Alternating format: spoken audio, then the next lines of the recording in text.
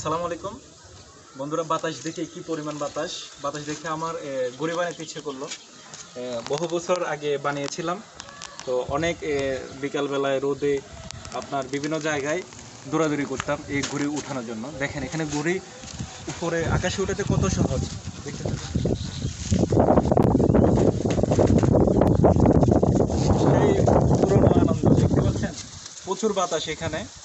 তো আসলে এখানে আমার বেশি একটা সুতা দেওয়ার প্রয়োজন হয় না, অন্ততপক্ষে 5 হাত। ছোটবেলায় বিশাল মাঠের মধ্যে দৌড়াদৌড়ি করে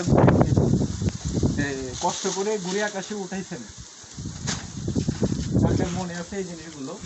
আজকে একটু উপরে তুলি, একটু দেখেন। এখন এত বাতাস যে দৌড়াইয়া ঘুরি আকাশে উঠানোর প্রয়োজন হচ্ছে না, যে দৌড়াদৌড়ি করা লাগতেছে না। দেখেন আসলে এখানে এই এত পরিমাণ বাতাসের কারণে আপনার কি ঘুড়ি এত বেশি সুতা লাগে নাই যে আকাশে উঠে গেছে। আমি আরেকটু উপরে তুলি, কি অবস্থা দেখি, খুবই আনন্দ লাগতেছে।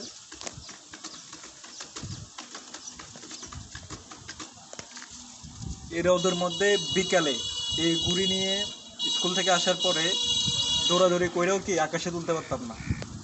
দেখেন আসলে মানে এখানে এত বাতাস যে প্রয়োজন হয় না, দৌড়াদৌড়ি করার প্রয়োজন হয় না, এমনিতে উঠে গেছে। কষ্ট করে কে আকাশে ঘুড়ি তুলছেন কমেন্টে বলে যাবেন, খুব ভালো লাগতেছে। বহুদিন পরে ছোটবেলার একটা আনন্দ আপনাদের সাথে শেয়ার করলাম, তো আমারও খুব আসলে আনন্দ লাগতেছে, ভালো লাগতেছে। ভালো লাগলে একটি লাইক করে যাবেন। ধন্যবাদ।